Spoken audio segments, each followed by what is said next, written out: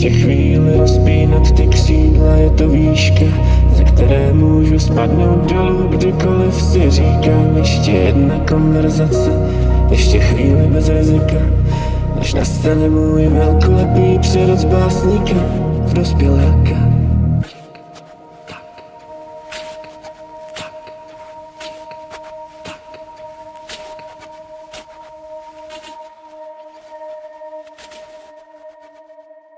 Potácím se Prahou zpět a hledám cestu domů.